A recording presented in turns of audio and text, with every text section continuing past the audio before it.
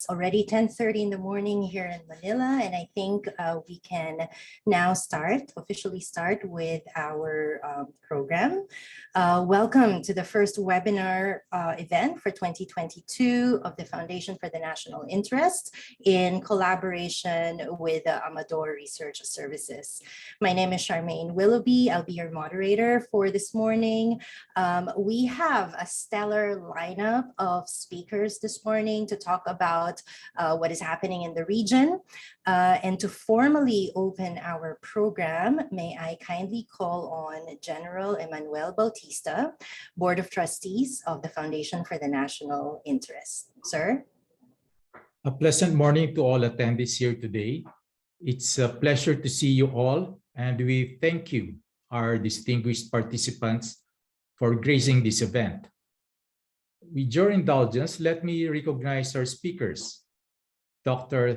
Thomas Wilkins, Senior Research Fellow, Japan Institute for International Affairs. Dr. Rajeswari Pillai Rajagopalan, Director, Center for Security Strategy and Technology, Observer Research Foundation. And Dr. Prashanth Parameswaran, Senior Columnist, The Diplomat. They will be introduced more aptly later. May I also greet my fellow trustees from the Foundation for National Interest, led by our chairman, Admiral Jose Luis Alano III, July Amador, President, FNI, and also Chief Executive Officer of the Amador Research Services, Dr. Charmaine Willoughby, who is also our host and moderator, and Ambassador Marilyn Alarilla, who will be doing the closing remarks. We are gathered here this morning to discuss what lies ahead for the Indo-Pacific, given all the development that transpired in the recent past and what may still happen. And so, this edition of our Strategic Situationer series is aptly titled Setting the Stage, the 2022 Regional Security Outlook. This is hosted by the Foundation for National Interest and the Amador Research Services. In behalf of FNI and ARS, I welcome you all to this strategic scene-setting event as we try to anticipate what lies ahead and how this may shape states and institutions' strategic responses and policies. Last year, we saw significant events come to light. Among these, the assumption of leadership of US President Joe Biden, heralding a new direction in US foreign and defense policies. He is now in his second year in office. The heightening of regional flashpoints, namely Taiwan, which is now emerging as the core concern, and also the South China Sea, where China continues with its aggressive behavior, albeit mostly now in the gray zone. Minilaterals firming up or taking shape like the Quad and the Orcas. The stepping up of middle powers, Australia, India, Japan, and even those outside the region, such as Great Britain, France, Germany, and other EU countries, and Canada. And other developments, including those elsewhere, but impact on the region as well, all of which are influencing security trends in the region.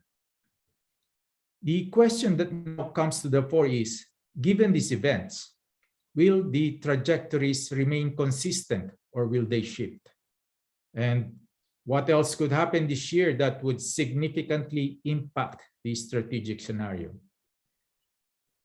Examining these developments and trends allow us to understand the policy settings of states and institutions and help us infer the strategic direction great powers, middle powers, key regional actors like ASEAN, and even the smaller individual states and institutions may take.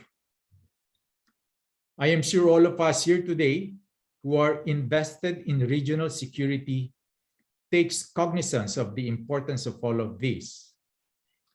So let us keenly listen to the discussions, share our thoughts, and enjoy what I'm sure will be a fruitful and lively exchange of ideas. Again, we welcome you all, and may I now hand you over to our host and moderator, Dr. Charmaine Willoughby. Thank you so much, General Bautista. These are certainly important and very pertinent questions that we will attempt to do a deeper dive as we proceed with our presentations, discussions, and the Q&A later on. All right, to start off our discussions for today is Dr. Thomas Wilkins. He is the Senior Research Fellow for the Japan Institute for International Affairs. Tom, you have about 10 minutes for your remarks. Thanks. Well, thank you very much, Charmaine. It's very nice to see you after a very, very long time since we last met. And thank you also to the organisers for inviting me to this important webinar. It's a pleasure to be here, and also to Ms. Peaches as well for organising my participation. Well, I'm speaking as a senior research fellow at the Japan Institute for International Affairs, and I have to offer a quick disclaimer that, of course, my views are my own views and not necessarily those of the institution. But I'm actually currently based in my sort of longer-term home at University of Sydney at the moment, given to the inability to be on post in Tokyo at this time. So. What I'll probably do is, there was a lot of questions raised as potential discussion points in giving this kind of strategic outlook, regional security outlook.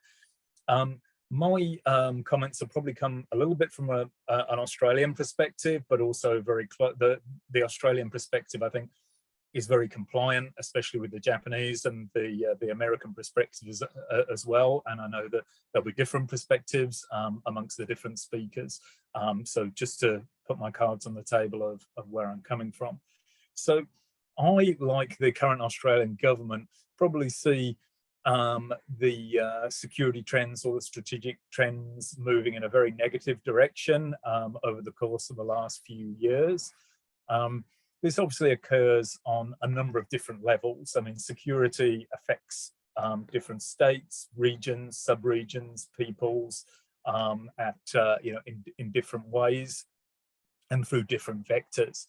So, I mean, the big topic on the table is obviously the rise of China and the increasingly assertive behavior that we've seen and that we're all familiar with.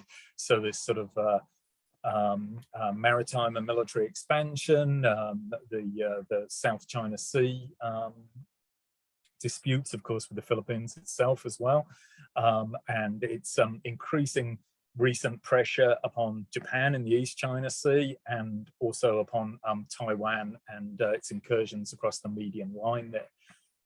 Combined with that, we've seen a lot of not what we call sort of belligerent diplomacy, so-called wolf warrior diplomacy, a relentless stream of invective towards China's critics or countries that dare to criticize it, Australia being a case in point. And part of this, of course, being within the context of the relentless economic coercion that my own country's been subjected to, but that many others, including Japan, notably have had a taste of. So, if we look at the sort of the macro picture and the region-wide picture, then I think the most concerning and most dangerous security trend is continued Sino-US rivalry. The way that this has started to crystallize more over the Taiwan Strait. It's not just the United States that is concerned about this, but in Japan's latest defense white paper and in some very prominent political comments that have been made, Tokyo has expressed its deep concern for affairs in the Taiwan Strait and explicitly linked the security of Taiwan to its own security within the regional security context. Australia has also been quite noisy on this. We've heard some quite hawkish rhetoric from our own defense minister and supported by our prime minister over what might happen in a Taiwan Strait scenario. So, you know, that's clearly front and center of our thinking in the sort of traditional military strategic competition sense of what's happening in the region. As I alluded to before, economic security issues have now seen, you know, within this context of geoeconomics, and, you know, geoeconomics now becomes part of the bigger nexus of security and economics and strategic competition as a result of COVID-19, but also the actions of the Chinese government in terms of using weaponizing trade in diplomatic disputes, the disruption of supply chains, but also the need to build national resilience in case, you know, these are used for, again, for sort of weaponized purposes, and the sort of decoupling that we've seen with Australia as far as is possible. This is you know, another important aspect, and you know, the economics has really come up alongside the more traditional, you know, military strategic competition to make it a lot more of a complex landscape. These two things are no longer divided, trade and security, they're flowing together. It's also worth perhaps mentioning that, you know, I think we're increasingly seeing a contest of ideas, somewhat reminiscent of what people have talked about, a new Cold War or a second Cold War, between those that champion democracy and the sort of rising power of authoritarian governments, and the battle over the narrative between these two different ideological parties. Of course, you know, for other countries, they'll be less concerned about these big trends and have different sort of roles within to play within this macro level strategic competition. But I mean, if we take just one example, I mean, some of the instabilities that have been that are occurring in the region at the moment, particularly in Myanmar, which of course is a big problem for ASEAN, and you know, many of these sort of internal dislocations have been exacerbated by the fallout of COVID-19. I mean, right down at the human security level, the number of people that have lost their livelihoods because as a result of the COVID-19 pandemic. Look at many countries around the region, especially those that are very dependent upon tourism. I mean, that has just been decimated by the travel restrictions. So I think, you know, we need to see that, you know, security occurs at all levels, and there's different vectors and different responses at all of those levels. I think probably, you know, the biggest flashpoint, or at least the one that catches the most attention, is the possibility of some sort of military conflict, most likely around these flashpoints like the Taiwan Strait, the East China Sea, or the South China Sea. I mean, of course, North Korea is always there, but it's always been a flashpoint and just, you know, sort of continued along that trajectory. That's another one. But one of the things that, you know, that has sort of come out in some of my own thoughts on this is just, you know, the real imminence of a potential conflict. I mean, Australia, like probably Japan and the United States, has always sort of thought, well, we'll have, you know, many years to prepare for this. Like, we'll know when the conflict's coming, and we'll have sort of 5 or 10 years to prepare for it. But, you know, a lot of commentators have argued that that sort of warning time for a military conflict has been shortened, or maybe sort of non-existent, especially as we encounter what was always already mentioned about this this idea of grey zones, and how, you know, conflict is occurring below the sort of military kinetic level as we speak, through a number of vectors, whether it's sort of maritime activities and incursions, whether it's a relentless cyber attacks, economic coercion. You know, the conflict is bubbling away already. The question is, you know, is there a tipping point, you know, well, or a threshold that it crosses, and suddenly, through design or by miscalculation as well, we find ourselves in a shooting war? So I think that's, you know, one of the major risks associated with the trends that I've just outlined. I think what we're seeing in terms of responses to this is the age-old kind of dynamic of internal balancing, that is, states ramping up their military preparedness, their military capabilities, their military spending. That's certainly true of the US, Australia, Japan, the countries I'm most familiar with, but many others around the region. But also external balancing, of course, is the other tool of statecraft, which is strengthening alliances. Again, you see the United States' closest allies, Australia and Japan, hugging the United States closer, doing more, engaging in a whole spectrum of cooperation, and some of it with a hard military edge. But then also we've got, as in addition to that, is again, as was alluded to in the excellent introduction, was the development of these new so-called minilateral fora for targeted small group security cooperation. So the most recent and controversial one, of which I can come back to if there's time, is the Australia, UK, United States Orcas Compact. We are, of course, all very familiar with the new prominence accorded to the Australia, Japan, United States, India Quad mechanism, we have a bunch of others there. And these, I think, to put this into context, I think that these, we have our traditional alliances, we have our multilateral, mainly ASEAN-centered security architecture, which are multilateral security dialogue forums, and they play a very important role in what they're designed to, pan-regional security dialogue forums. But within that space between those two extremes, we're seeing these minilaterals, which are often based around the United States, but are more sort of action focused and less sort of dialogue focused.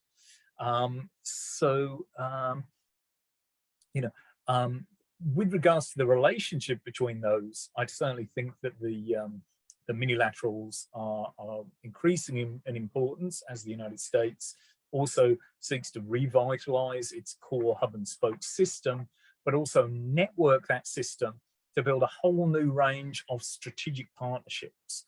And this is something, that we often hear about it. We don't stop and think too much about the implications of this. These strategic partnerships have become an increasingly prevalent mechanism of typically bilateral, but could be more security cooperation, with standout examples being the Australia-Japan strategic partnership, United States strategic partnership with India, and of course, China's own strategic partnership with Russia, which has been long in the making and is going from strength to strength. So there's a little bit of de-emphasis on alliances, except in the case of the United States, and more emphasis on a much more complex and much more versatile range of security cooperation mechanisms. In terms of just sort of rounding up my comments, I'm just trying to move my Zoom presentation, which hasn't worked. I think these the entire region has become more threatening, more uncertain, more potentially destabilized. COVID has accelerated that. We've seen a bit of a return of the United States to leadership, but only on the security front, and very importantly, not on the economic front. Not joining the or rejoining the CPTPP, and that there's a lot of US allies and those with friendly dispositions towards the United States that are really expecting the United States to do more in terms of providing leadership on the front of economic governance. In the absence of the United States, this has defaulted to China playing a bigger role and sort of setting the rules and standards for regional engagement. So of course we've got the CPTPP going on without the United States, which is very important. But we've also, of course, we've got RCEP as well, in which ASEAN takes a leading role, but it is also sort of heavily influenced by China. So I think that's really sort of what the landscape looks like in a nutshell. All of those things I could talk upon in more depth, but hopefully that's just given you some food for thought, placed a few key topics of discussion on the table, which others may wish to sort of give different perspectives or respond to. And I look forward to taking up any or all of these issues further in the Q&A, but I'll just leave it there so that I don't trespass on the time of others. Thank you very much indeed. Thanks so much, Tom. I think this is really an excellent way to start the ball rolling, so to speak, in terms of our discussions. I do completely agree with you that while we see the continuation of a lot of, traditional security issues, this is compounded by economic issues, as well as you mentioned, the contest of ideas. And thanks also for highlighting the increasing importance of minilateral forums and arrangements. I'm sure we've got a lot of questions, from our audience later on. For those of you who are not presenting this morning, you may already have a couple of questions in mind. Please make sure to type in those questions in our chat box, and we will make sure to raise as many questions as possible later on after all our speakers have finished with their presentations. Okay. All right. So our next speaker is the director of the Center for Security Strategy and Technology at the Observer Research Foundation, Dr. Rajeswari Pillai Rajagopalan. Raji, the floor is now yours. Thank you. Thank you so much for having me at this webinar. It's a great conversation, and it's a great time to look at the kind of developments that are unfolding in the region and beyond, in a sense, that are also going to have impact on the Indo-Pacific region. And I must say, I think India-Australia relationship is at a great place. There's so much of convergence in thinking, because I agree so much with Thomas, what he said. Literally half of my presentation is already there. So we are in a great place, India and Australia, or India, Japan, Australia. I think we are all in sync in terms of how we approach these issues that are confronting each one of us, primarily from China. Over the last few years, China will continue to drive much of the developments in the region in 2022. Even as there are several rising and middle powers in the region, China's rise has been the most impressive and dramatic, and of course the most consequential. And I think each one of us have dealt with this China's muscular policies, use of force, including economic and coercive means, wolf warrior diplomacy, and it's of course growing military power. All of this have had significant impact on the regional security dynamics. And I believe this will be the case going forward as well. I don't think the countries in the region have the luxury or liberty to ignore many of these developments, because they are going to impinge on their national security, but also some of the other economic interests and so on and so forth. But there are a whole lot of developments starting from Ukraine crisis, and of course the traditional, some of the more traditional issues in the region, South China Sea, Taiwan, and the India-China border. Each of these crises will intensify the existing problems that are already confronting the region. All of these conflicts are also intensifying the great power competition, making it more and more difficult for any cooperation in the future. It is actually giving way to greater suspicion, making it more difficult to cooperate even on issues that might be mutually beneficial, on global issues like climate change or new and emerging technologies, trade issues. So this is all becoming a lot more challenging because of the great power competition and rivalry, in a sense. And this growing security competition and the rivalry is also giving way to new security blocs, new alliances, new partnership, which will only further create more divisions in the region that is already bifurcated, in a sense. And those divisions are likely to become a lot sharper, and you will see many more as well coming up, in a sense. So the other aspect is that the growing rivalry and competition will also become a driver for a fresh round of accelerated military modernization. You're already seeing a larger military deployment in the region, larger number of military forces deployed across the region to defend and deter China in some ways. And some of these are coordinated efforts, and these could potentially form military alliances sort of in the future. In terms of the crisis in Ukraine, for instance, I would think that it will have a much wider impact. it is also likely to push further Russia closer to China, which will create its own dynamics in terms of other relationships. I can think about India's relations with Russia being one example of that, and how that might be much more problematic.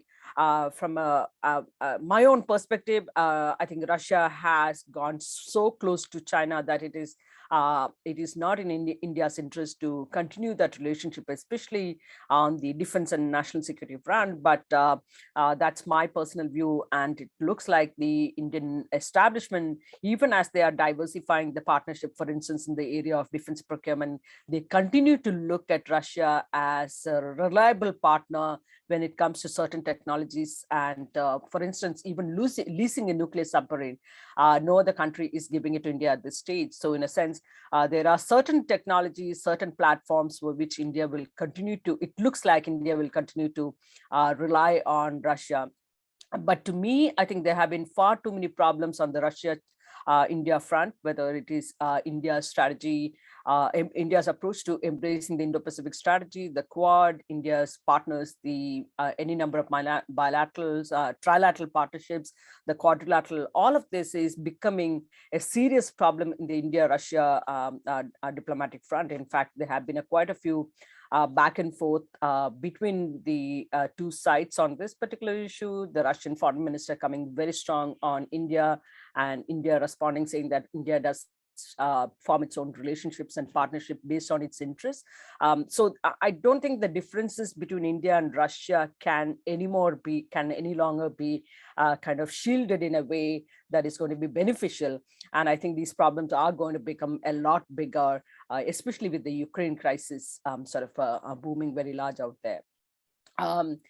So that's one particular set of impact that's going to have when Russia moves further closer to China with the Ukraine crisis.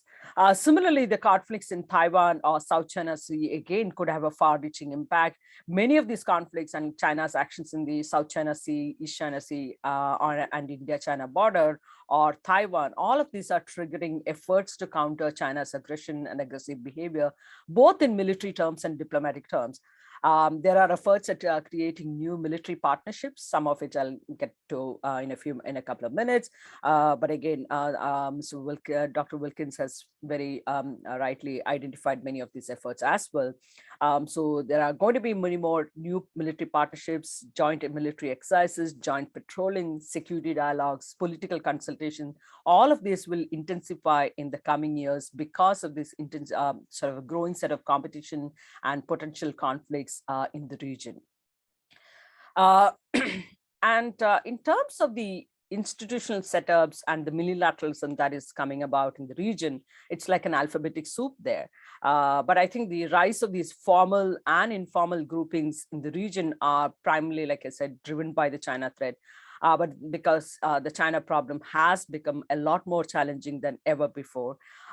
Even though the US role under President Biden has become clear in terms of interest as well as willingness to work on its own and with major powers in the region to confront the China threat, there is also some skepticism what happens after Biden, and what about the reliability of the US in a slightly longer term, in a sense, what does it really entail? But for the time being, one can be clear that one can be sure that the US role is absolutely critical, because even if all the other partners, all the other major partners come together, their power cannot match up to or compete with China on their own. So the US role, US power is absolutely critical, and that's something that is. So whatever the new partnerships and coalitions that the major Asian powers may be forming, creating, these are only to complement the US role and not to sort of substitute for the US role in the region. And I think that's something that's very clear. But nevertheless, I think the US has also taken the lead in creating or nurturing some of the partnerships and relationships. Some of the top ones are, of course, the quadrilateral security dialogue, or the Quad, involving US, Japan, India, Australia, and of course the recent partnership enhancing security among the three countries, or the Orcas, Australia, UK, US. I think some of the questions that keep coming up are how effective are these coalitions and partnerships? hopefully these are reasonably effective coalitions to withstand or to address the problems that we face in the confronted within the region. But the key problem is that these are relatively new coalitions, so it will take some time for the partners to work together well. But I would still say that the Quad or any number of trilateral, other minilateral partnerships that have emerged in the region, they are a good beginning. Already there's a lot of progress. Cooperation today is far better than ever before. 2 Quad summit meetings, which would not have been conceivable even a year ago.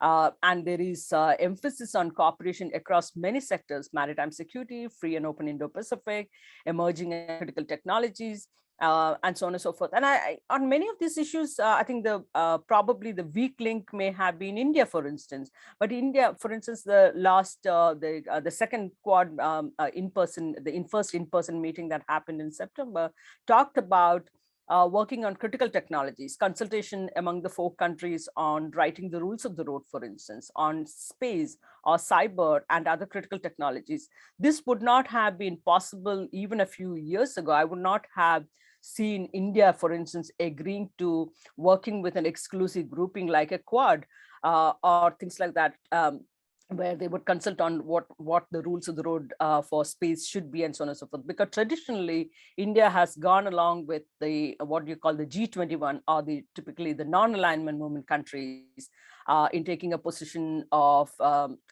working towards legally binding verifiable mechanisms to agree to have in a joint statement to talk about consultation on rules of the road.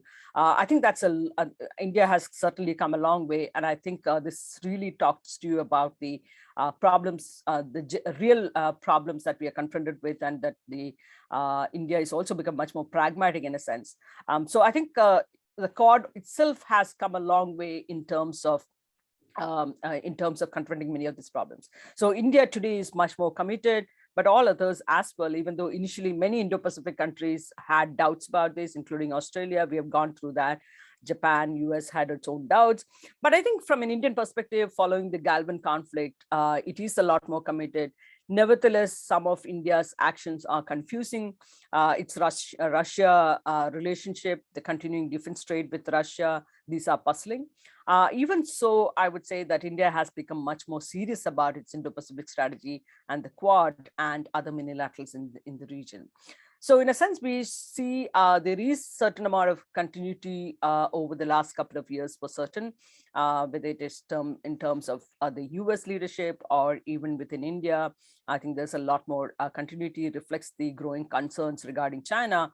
There are, so all in all, we are seeing growing commitment by all parties, synergies between the Quad members, Orcas, and so on, and between Quad and Orcas as well.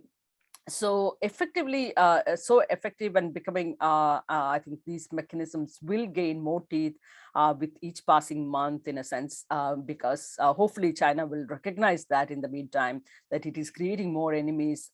So hopefully it will change tracks. But again, but I'm not very optimistic on that particular front. I just want to take a couple of minutes to kind of just talk about the Quad and the Orcas, because I think this has been, this has led to a lot of headlines, discussions, and kind of things. Clearly, Orcas adds much heft to the Australia in terms of its naval deterrent capabilities against China's growing naval power, which has been particularly aggressive in the last few years, though of course this is going to take some time for Australia to actually deploy the new capabilities. More importantly, it adds further strengthening of other minilaterals in the Indo-Pacific, including the Quad of the 4 countries. India's own response, for instance, was this is neither going to be relevant to the Quad, nor will it have impact on its functioning. And others went on to suggest that this is, in a sense, diluting the importance of the Quad. But I think in my mind, Orcas is both relevant and important in the context of the Quad for a couple of reasons. For instance, the 3 leaders, when they announced the trilateral partnership, security partnership, emphasized the importance of continuing other regional minilateralism, as well as other formal partnerships, such as with the ASEAN, the Quad, and the with other partners as well, including from Europe, such as France and so on and so forth, again, who have a material stake in the Indo-Pacific. And just as the Quad has a shared vision of ensuring a region that is free from sort of a muscular policies, respects freedom and rule of law, Orcas is also founded on a very similar vision, highlighting the importance of these. And I think the growth of several minilateral partnerships in the Indo-Pacific, all complementing each other with a shared sense of purpose, is something really taking forward even the importance of the Quad. Because if you look at some of the new partnerships, these have involved typically one or two of the Quad partners expanding the Indo-Pacific strategic matrix to involve one or two other known Quad members, in a sense, it's a way of bringing more countries to endorse the central purpose of these minilaterals, which is to balance China. So there have been sort of many more, there have been more of political and diplomatic partnerships with these militaries undertaking joint exercises. So I think in a sense, the AUKUS has a strong military component to it, and with Australia's plans to acquire nuclear powered submarines. But I think it is in a sense complementing many of the existing minilaterals, as well as complementing the Quad itself. So the long-term goal of the AUKUS is complementary to the Quad and other partnerships, whether it is a Japan-Australia-India minilateral, or the India-Japan-US trilateral, India-Australia, Indonesia, India-Australia-France. I think there are current times, of course, going through some difficult times in the India-Australia-France meetings, but I think or the India-Japan-Italy partnership, which is one of the more recent ones. So these are all, I've seen it, I look at it as more of a complementary in nature, and I think that's the way it's going to be going into the future. I think I'm going to stop here and look at some questions and comments later. Thank you so much. Great. Thank you so much, Raji, for a comprehensive set of remarks and comments about where the region is and where we might be going. I see several questions have already been posted in our chat box. Please keep those questions coming, and I'll do my very best to categorize everything so that later on during our Q&A, our speakers will be able to address these questions. Okay, so for our third and final speaker for today, we have Dr. Prashanth Parameswaran. He's a fellow at the Wilson Center. Prashanth? Hi, thanks a lot, Charmaine. And let me extend my thanks as well to fellow panelists who delivered excellent presentations. And I'm going to be able to keep my remarks pretty short, and looking forward to getting to the questions. And nice to see a big turnout here. Thank you for everyone for paying attention and turning out. So I'll be a little bit brief. I agree, unsurprisingly, with a lot of what's being said already in terms of the sort of general parameters of what's happening in the region, the sort of role of China, the balance between minilateral, multilateral, and sort of bilateral alignments in the region. I wanted to just offer sort of 2 or 3 key points that are interesting, a little bit below the threshold of US-China competition, which I agree will continue to animate a lot of the dynamics in the region. So I think there's already been references made to the Biden administration and how that has affected the extent to which that's more continuity or change. But I would say a couple of things with respect to that. One, the dynamics that we've seen with respect to the region in terms of US-China competition, the key issue to my mind is the extent of clarity and sort of confusion or messiness in the region, right? So whether you're looking at individual Southeast Asian states, other Asian countries in the region, to what extent are their sort of threat perceptions, their resourcing, their actual capabilities, internal balancing, focused around the China challenge relative to the other internal challenges, sub-regional, regional challenges that they have. And I think it's a bit of a mixed picture, right? I think you're seeing a few tendencies which I think US policymakers, including the Biden administration, are paying very close attention to.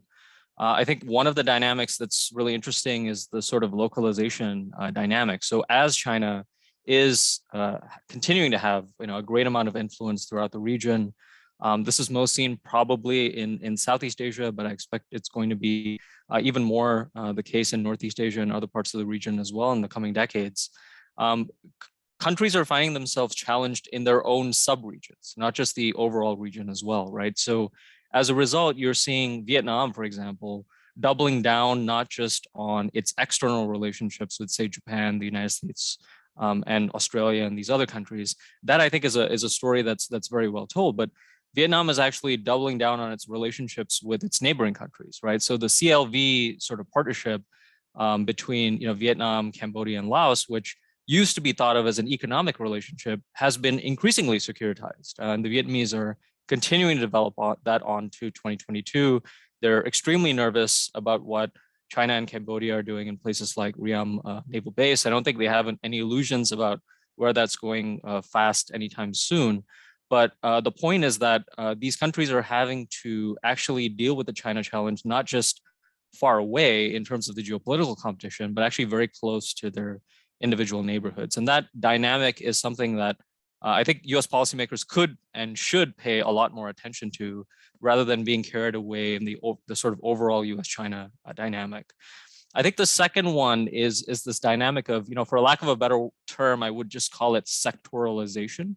What we're increasingly seeing is this dynamic, which is a follow through on what we've seen in the past 20 or 30 years, which countries have had a really hard time solving complex, large problems. And they're actually just cutting them down smaller slices by smaller slices, right?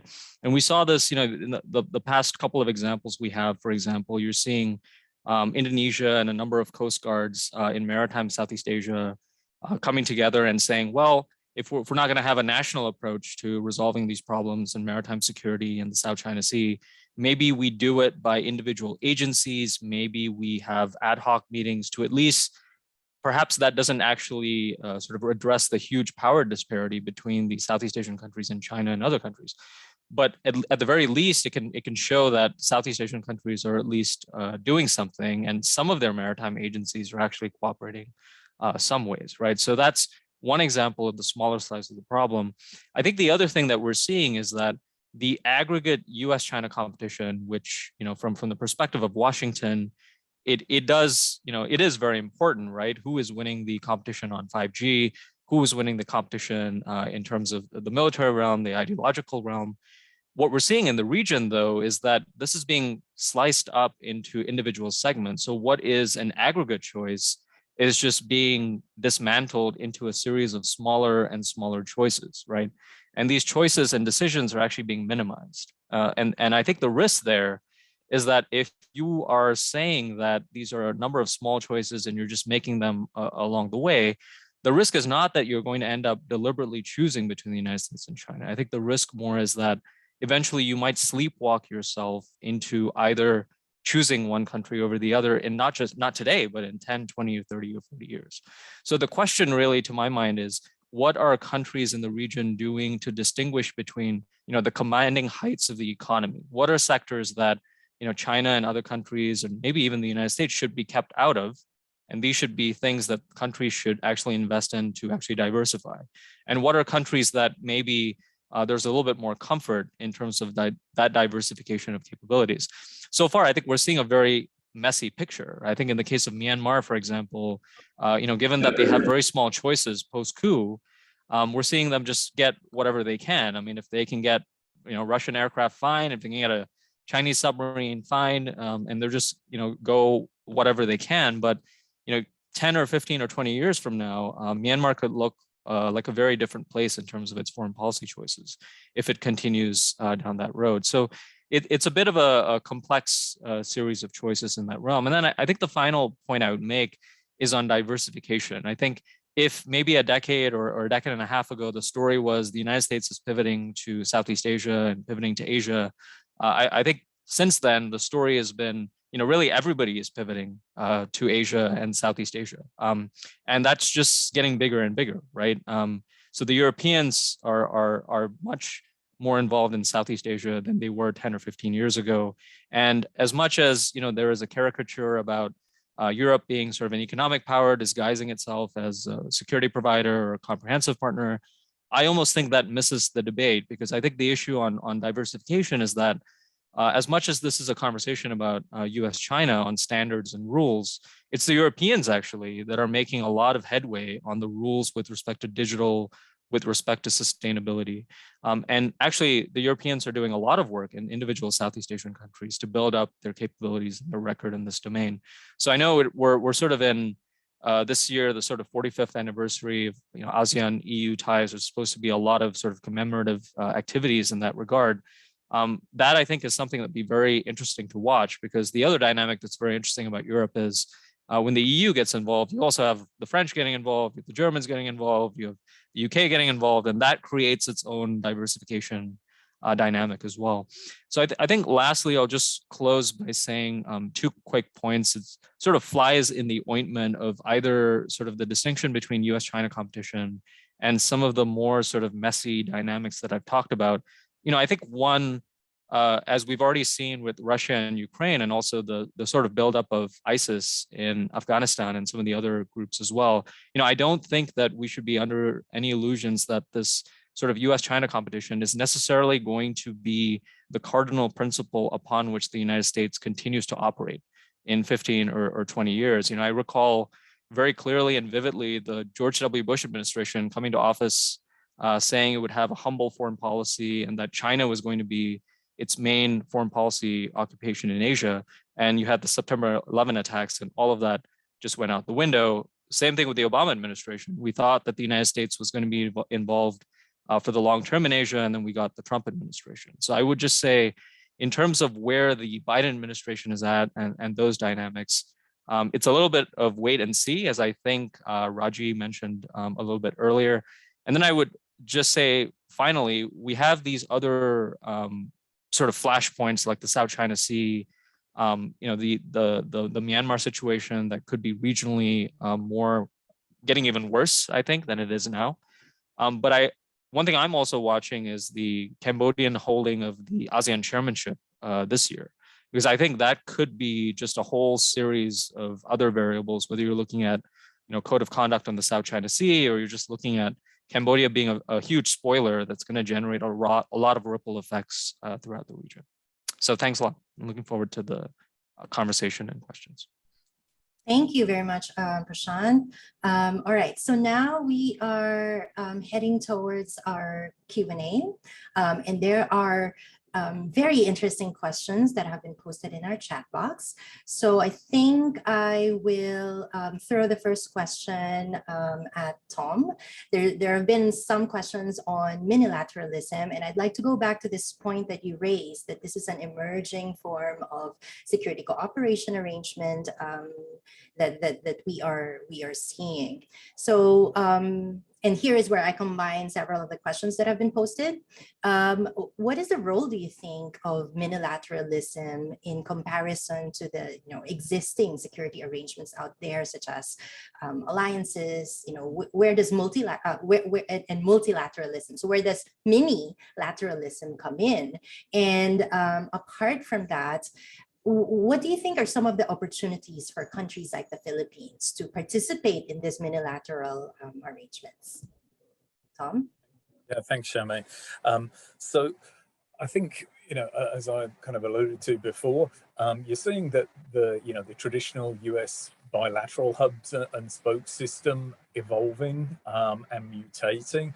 If we go back to Victor Char's assertion that this was very deliberately set up as a hub and spoke system so the United States could have dominance over each of its individual spoke allies, and that this was a great master plan, it may have made sense in the 1950s, but I think that the United States has now learned to live to regret not forming a more of a multilateral front in sort of comparison or on the model of NATO. Now, of course, we had the Southeast Asian Treaty Organization, which didn't last too long and was never particularly effective. But what you're seeing on the part of Washington, according to its Indo-Pacific strategy, is trying to network this architecture together. So, the West, so I've just written an article on the evolution of US hub and spoke system, alliance system. And what you're seeing within that is that the United States is focusing on what I would call core allies, those that are most capable and most willing and most in alignment with the United States in terms of threat perceptions and so forth. So it's Japan and Australia are now the core. And of course, they're triangulated in their own their trilateral strategic dialogue. So that's another one that people don't talk about. It has a very low profile because we don't really know what they talk about. I mean, we can guess, but they don't publicize it. So you've got the trilateral sort of informal alliance between the US, Australia, and Japan, which of course, also, is catalyzed by Japan-Australia strategic partnership. So you've got that. Then you've got certain other US allies, which are sort of perhaps becoming less important to the United States or less valuable to the United States, arguably. So, I mean, for example, something like South Korea, they seem to be a little bit in two minds about how much they want to support the United States. They weren't big fans of the free and open Indo-Pacific or the Indo-Pacific strategy, very much demurred on that.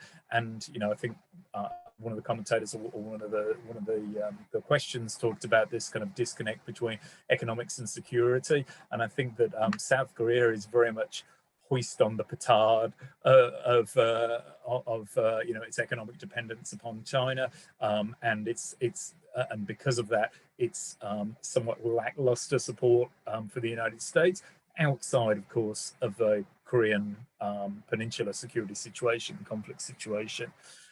Thailand, is Thailand even a US ally anymore? Technically it is, but I mean, you'd struggle to find evidence of that. And I think, Thailand has sort of shifted into more into the Chinese orbit. Philippines, perhaps a little bit different. And I'll come back to Philippines in a minute. But what the US has done, within what's happened within the hub and spokes original Cold War format, they said, okay, well, some allies are closer, that's great. Some allies are drifting away, that's regrettable. We try to, compensate for that. And one of the ways that they compensate is building these new strategic partnerships. India is obviously, a highly desirable partner for the United States, but also Singapore as well has a very close strategic partnership with the United States. And so these are in some ways kind of making up for the shortfall of allies that are, less perhaps willing and able to align with the United States in this kind of, this confrontation with China. And then, of course, you've got the unilaterals as well. The United States is no longer the hegemon in the region that it once was. It needs its allies more, hence the tightening with Australia and Japan. It wants them to do more, they're more integrated, more mutually supporting, but also the fact that you need to build these other minilateral configurations to reinforce the overall hub and spoke system. I know that India and Singapore are not treaty allies, but the level of security defense cooperation and the level of alignment of values and interests with the United States are enough to sort of put them in sort of somewhat in the same camp as the United States. There's many caveats as we know, but that's the sort of the general picture of what the United States has specifically said wants to build this network security architecture. So that's what that looks like in terms of the minilaterals and how should the Philippines respond to this, or is there a place for the Philippines? I mean, I think it really boils down to the fact that Philippines still is a valued ally of the United States, and its geostrategic location, its the familiarity and the connections that the Philippine political and military establishment have with their US counterparts. It's not the same as the Cold War heyday where you had Clark and Subic, because those are facilities that the United States is no longer able to sort of have its forward deployment on. But there's some other agreements. I've forgotten the name, but sort of defense access agreement or something that allows for cooperation. But really, I think the new US alliance system and the minilaterals that spin out of that, most of them aim for objectives and uphold values that are critically important for the Philippines as well. So really, when you look at the text, and I've just been going through it today, actually, you look at the text of any of the joint declarations, trilateral declarations, quad declarations, it's all about some variation of a free, open, and prosperous Indo-Pacific. This is the mantra, but it's actually a fairly pithy statement, first invented by Japan and adopted by the United States, to emblematize what those countries stand for and what they think is important. And it's really about making sure that the regional order is a rules-based order, preserving the rules-based order or adapting it a little bit to change circumstances, to ensure that we don't have a region which is simply a region where might makes right. And of course, if the Philippines faces down China, then it has no chance of asserting its interests because of the asymmetry of power. But if we create a region that is anchored in this rules-based order, backed by American and all of these other partnerships that are along for the ride, like Australia, Japan, India, UK, and everything, all saying, no, this is what the region should look like. International law and norms are important. Non-coercion, settle disputes through diplomacy, territorial disputes, obey the rules of the road and everything. Then the Philippines benefits from that as well. I mean, in terms of, I haven't really sort of looked recently if there's any sort of very direct communications between Manila and Washington or any of these other partners on, can we join this or can we do something? But certainly, the Philippines, is part of this bigger picture. I mean, as shown by its, submission of its arbitration dispute over the territory in the South China Sea. So, there's limit. I mean, Philippines is a small power, and I mean that with all affection. I'm a great fan of the Philippines, but it has limited capabilities it can bring to the table, and so it does depend upon these larger countries. I mean, Australia is a middle power, but we say, but these the United States and other great or middle powers like India, like Japan, stepping up to the plate, and I think the Philippines kind of being supportive of that and part of that conversation, and standing behind that, because that's the only chance. If it comes down to a region where might makes right, which it seems that China would prefer, then it's game over for any of us except for the United States and maybe Japan and India. We all have a stake in that, and so small, middle, and great powers all need to sort of stick together to invest in that rules-based order. I think that's the key thing. Thanks so much, Tom. All right, so now my next question is directed to Raji. You mentioned in your presentation that we are setting up rules of the road, and there are so many areas that still do not have explicit rules. And one of those areas or spheres is the cyber sphere. So do you think, will we see influence operations increase, considering the upcoming elections in the region? Yeah, absolutely. No, cyber, thank you so much, Charmaine. And clearly cybersecurity is one area, along with some of the other emerging technologies like artificial intelligence, because artificial intelligence, again, is not just for the healthcare and other civilian sectors that we usually talk about, but especially the kind of developments that we see in our own neighborhood using artificial intelligence for underwater operation, developing underwater unmanned vehicles, or tanks are being unmanned, completely being unmanned and using AI dynamics in a sense. So all of this, again, the military aspects of it is very, very clear. China is developing many of these capabilities, something that would kind of get us all on an alert in terms of what cyber and AI together can do, and writing the rules of the road in this regard is important. But as for like the question that you asked, whether you would see an increase in the influence operations and kind of things, I think that is something that is going to happen. There's a lot of propaganda, a lot of information operations that have already been going on in various, whether it is in terms of managing the perceptions in the middle of an ongoing conflict, which we have seen in the case of India-China conflict, the amount of propaganda videos that the PLA has been putting out on a regular basis. And I think especially the PLA came out with a few years ago, almost 7 years ago, when they came out with the new institutional arrangement under the of the PLA Strategic Support Force, PLA-SSF, which combines cyber, space, and electronic warfare, essentially the information warfare, into that in a combined form, and also making it a much more potent force to deal with. So information operations are an important component of the PLA military operations, and I think this is going to continue well into the future. Information operations, propaganda operations are going to be there. But again, what kind of rules of the road will you be able to develop in this time? I think that's a tricky question. Many of the, especially whether it's in terms of the new technologies or some of the old technologies, framing new rules have been, or rewriting some of the existing rules have been extremely challenging given this great power competition and the major power difficulties. And it is mostly the political difficulties that have come in the way of developing new rules. It's not because the countries do not understand or appreciate the difficulties or the major challenges in these domains, but it is the political hindrances that have become major impediments. And unfortunately, I don't see in the immediate future any clear pathway to frame new rules of the road. But I would think at least we need to start with some political agreements before we come to talking about framing legally binding rules and rules of the road.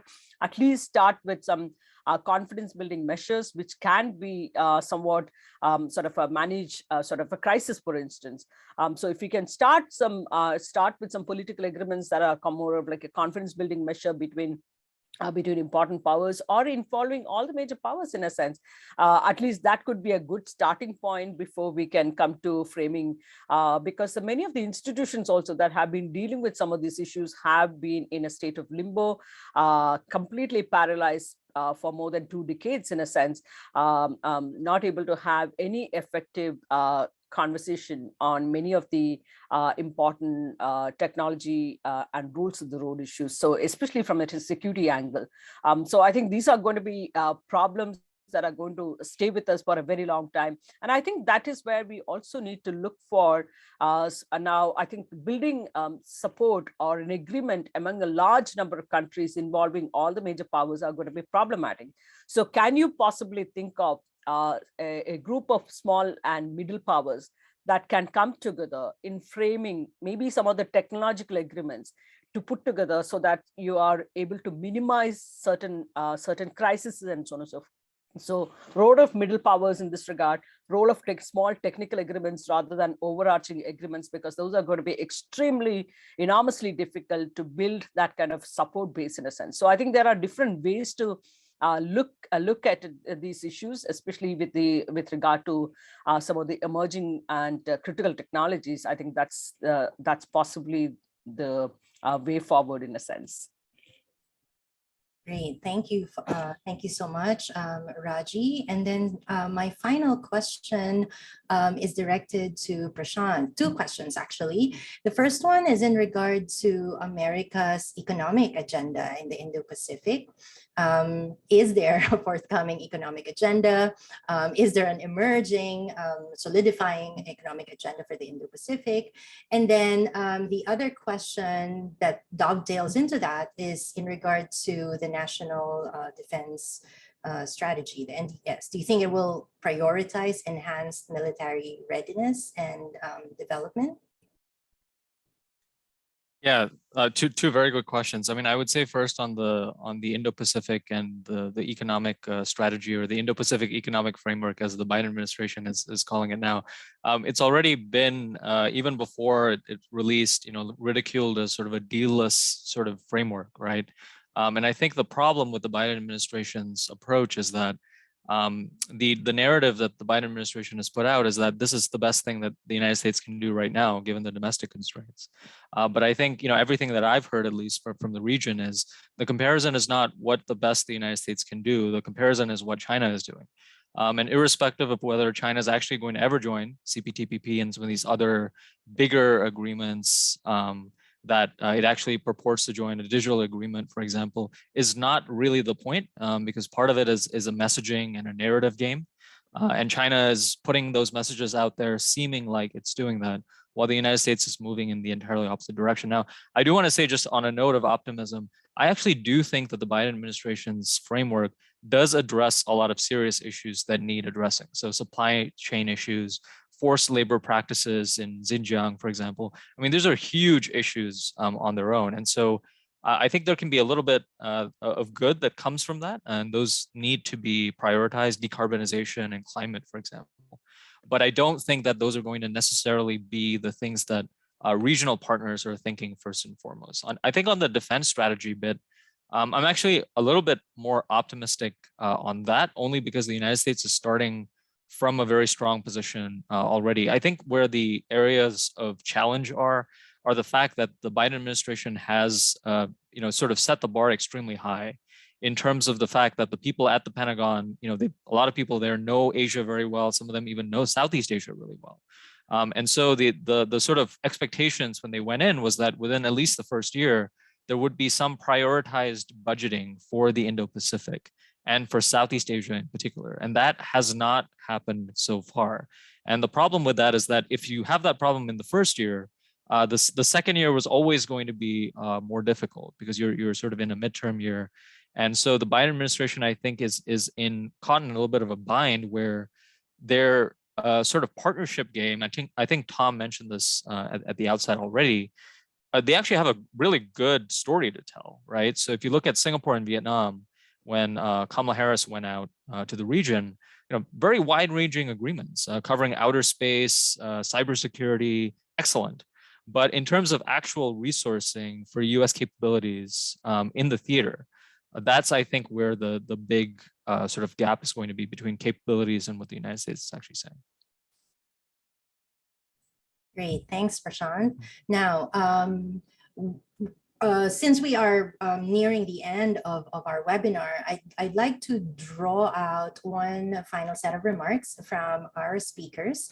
And this final question is something that, any or all of you can answer, or you may also choose to pick some questions from our chat box.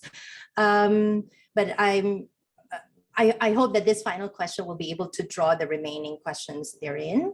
And this question has something to do with great power competition, because we are circling back, and this seems to be the core issue that we're all confronting. As all of you mentioned, all of the arrangements and the threats, the concerns, the worries that we are confronting, these are all driven by China. And a lot of this is also rooted in the US-China rivalry.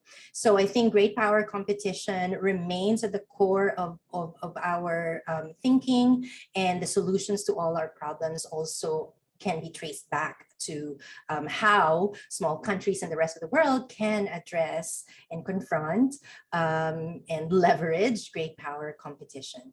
So I think for this last round, I'll go back again to Tom, and then Raji, and then Prashanth.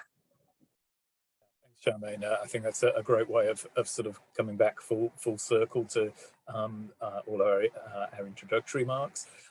Just very quickly, I just wanted to add something on the previous question that just struck me about how can the Philippines sort of benefit from these multilaterals? Certainly when it comes to something like Quad and the individual partners as well. I think one of the things that many of these partners individually or collectively can offer is assistance with capacity building to help countries like Philippines and others, Vietnam and so forth, to protect their sovereignty, and to through capacity building that involves training or provision of assets like patrol boats and so forth. A lot of that is to do with maritime domain awareness. So those are some very sort of concrete things that they can and are doing on different levels and in different ways with different countries. But the very fact that you have these multilaterals and these multilaterals, and they show presence, both combined and individual presence, is kind of hopefully reassuring to countries like the Philippines. Just the the presence of US phone ups patrols or naval activities of Quad countries individually or collectively, is a kind of reassuring sign that they're sort of I don't want to use the word policing, but trying to sort of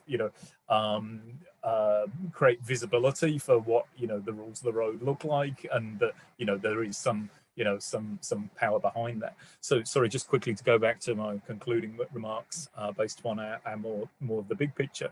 And also, I think it touches on a couple of the questions, especially one from Nick from the Norwegian Embassy.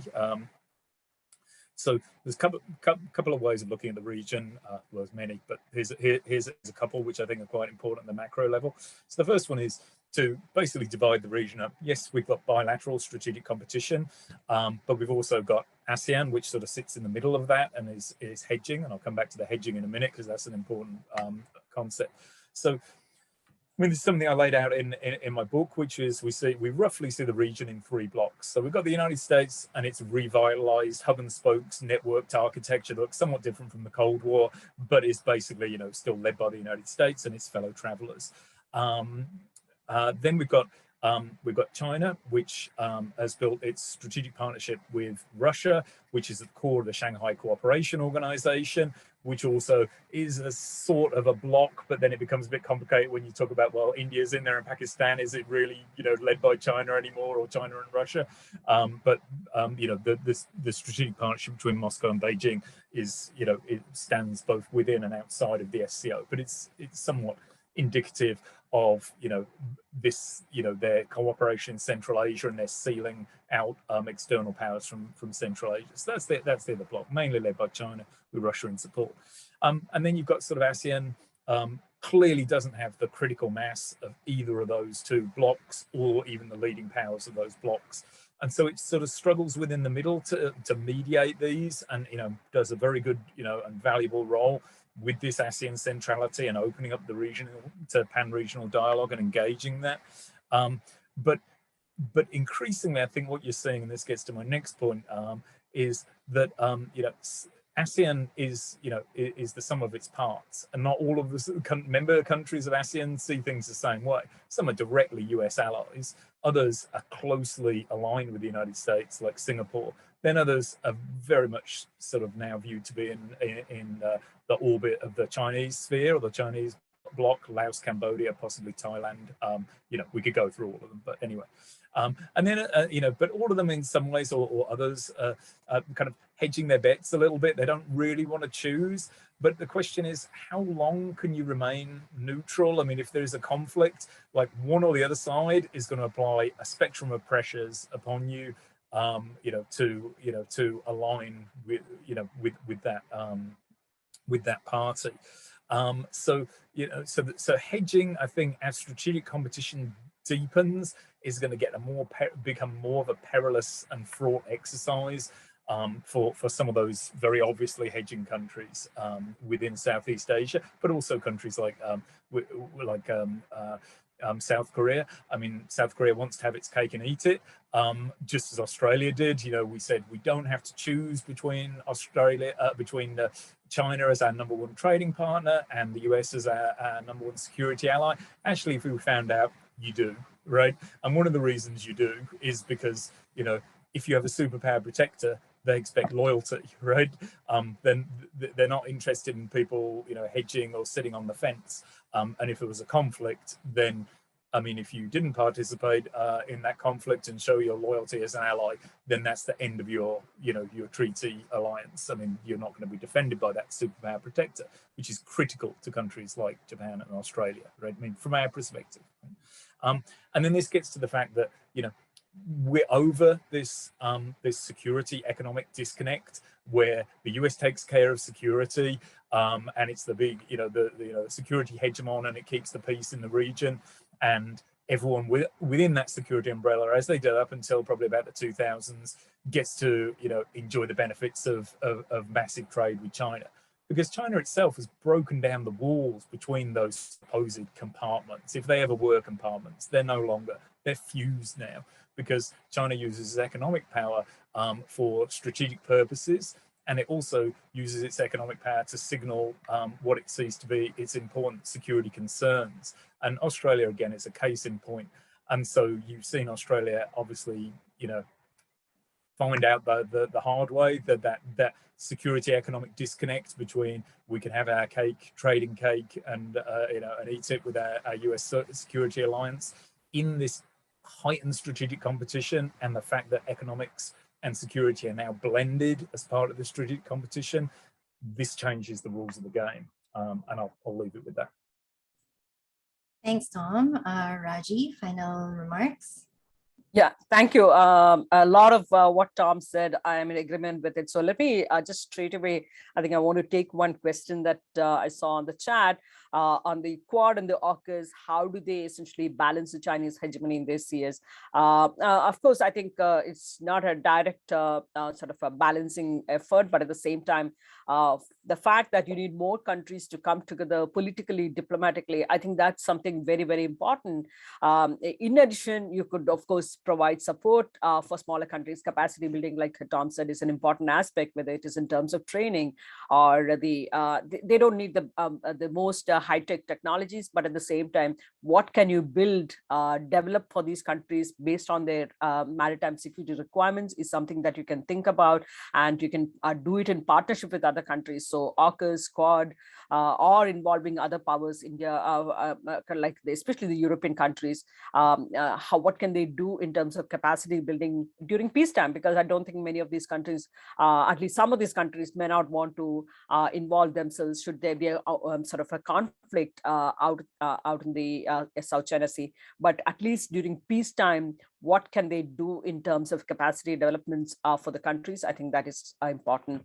But I think smaller countries especially also need to have that confidence that they have support from around the world, and that the Chinese actions are going to be challenged, will be challenged. I think that's something, so it will be considered by global community as illegitimate, and therefore that support base is also very, very important. So the hopefully greater military support too, but I think the political and diplomatic support are very important as well. Again, this applies particularly also to the European countries who have become a lot more interested in the Indo-Pacific issues. And so what are they willing to do beyond the political support? Political support, like I said, is very, very important, but what can they do in terms of in terms of their commitment to the Indo-Pacific? Can they do extend connectivity, strengthen the connectivity and infrastructure projects, invest in these projects in the region, which are again something that is very, very required, military capability development, training, and so on and so forth. So what can they do? I think that's something that is, again, when you talk about capability, I think this is something that is asked of India very often.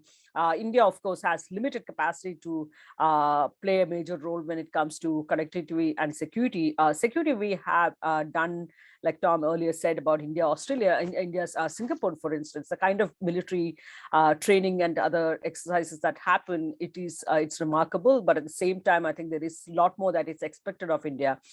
But it's certainly in economic terms, I think there is very little that India may be able to do. India's limited resources are already spread out thin, and it's not clear that India will be able to make significant major contribution in this regard.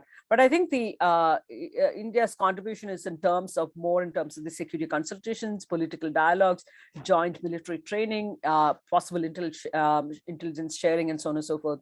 And I think it's also important that there is reiteration and building on the normative exercise in terms of the rule making. I think that's also important. And I think when India talks about free and open Indo-Pacific, respecting rules of the road, I think India has shown it by example by settling the maritime dispute with Bangladesh a few years ago, even though India lost in the ICJ. We went with the whatever ruling, even though it was in favor of Bangladesh. So in a sense, I think the rulemaking, normative exercises, strengthening that processes and that particular practice, I think that's very, very important. And where the interests are particularly critical, India could also partner with like-minded countries such as Japan, for instance, which has the economic wherewithal to affect the changes.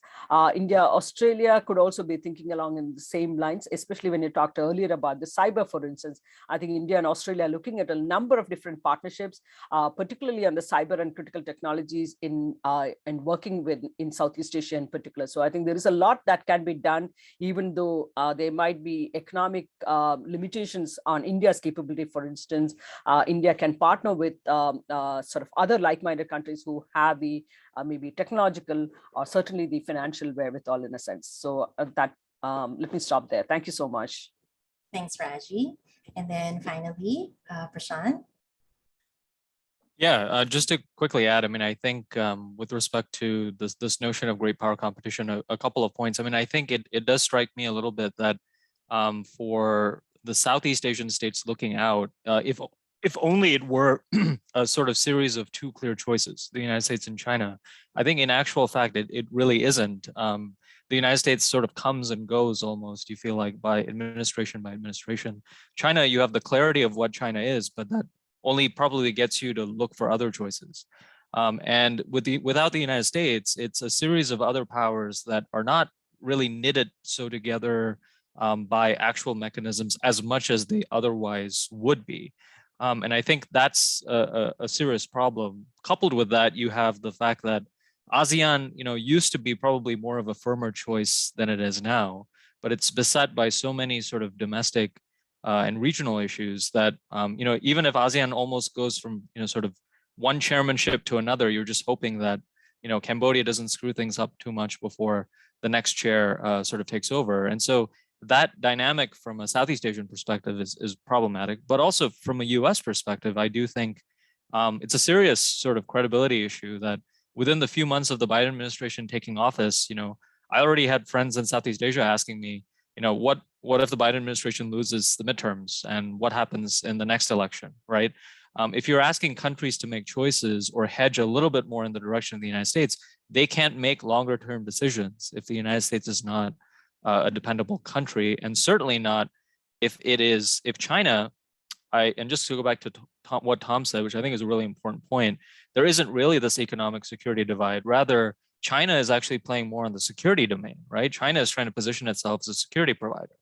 The United States is trying to do more economically, but it's not doing such a good job. And the United States has to do a lot more of that and position itself more as a comprehensive power so that it's sort of evening out in terms of a choice for Southeast Asian states. They're not choosing just a security partner anymore because China is going to provide that. And I suspect in 20 or 30, 40 years, we're going to have a little bit more of a different conversation about how we think about China. It's not just going to be economics and a bunch of tourists visiting Southeast Asia. Great. Thank you so much, Tom, Raji, and Prashanth for your excellent insights for today. I'm sure there are a lot more questions that we were not able to cover, but I think this sets the tone for future conversations. Now, I'm going to turn the virtual floor over to one of our trustees at FNI for the closing remarks. But before that, I would like to request everybody to please kindly, we will be posting a link where you can write down your thoughts about how we held today's event. So an evaluation form will be posted in our chat box. We welcome your thoughts and suggestions on how we can better improve events such as this. All right, so that link is going to be in your chat box shortly. Now, to give the closing remarks for today's activity, may I kindly invite Ambassador Marilyn Alarilla. She's also one of the trustees for the Foundation for the National Interest. Ma'am. Okay. Thank you very much, Professor Charmaine. And on behalf of the Foundation for National Interest and the Amador Research Services, may I express our deepest appreciation to our distinguished speakers, Dr. Thomas Wilkins, Dr. Raji Rajagopalan, Dr. Prashanth Parameswaran, for sharing their insights on the regional security outlook. On their assessment of the regional security for 2022, our speakers highlighted the immediate, medium, and long-term security risk, the likely factors and developments affecting these issues in 2022, and the levels of risk and areas of vulnerability. So there are some plus points and threats in the region, which we have all listened to, including the question and answer portion and their responses as well. But equally important, our panel of experts also elucidated on possible elements of risk mitigation approaches, particularly continuing dialogues, cooperation of like-minded states, including multilateralism, strengthening and improving regional and international cooperation, architecture. We have the possibilities of diversification on sectoral issues raised. So we also have cyber threats, especially election interference, which is a threat for us here in the Philippines. And of course, we are experiencing an existential threat of erosion of our rules-based order, not only in the region, but in the international community. For ASEAN, our consistently in our all declarations and statements of ASEAN, we express adherence to the principles of the UN Charter, adherence to the principles of democracy, good governance, rule of law, respect for protection of human rights, and fundamental freedoms. Now, we are now assessing whether for the next 10, 20, 30 years, are we still ASEAN-centric, or are we becoming, like some people are saying, China-centric? Is that a threat for us? Whether it's in security, economic, or in the other areas. Now, we realize the value of these discussions and then the sharing of views of experts and then think tanks, as well as members of civil society, because it will expand the perspective of our policymakers and decision makers.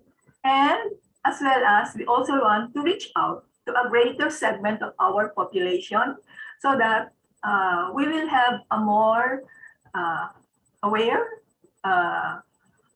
committed, informed population, because the issues aside from security affect our economic security, human security, and societal security. So it's important for us also to reach a wider segment of our citizenry. All right. So on that note, may we again thank our organizers, our distinguished speakers, and all our participants for this first webinar of the Foundation for National Interest. We look forward to your continued participation in future webinars. Okay. Thank you very much, everyone. Thank you very much, Ambassador. Before we end our program, we would like to introduce and invite everyone to visit the FACTS website, which is on its soft launch. FACTS Asia is a non-stock, non-profit organization that aims to provide events, critical analysis, and fact-based research on various topics, such as politics, economics, business, law, security, technology, international relations, and society relevant to public policy.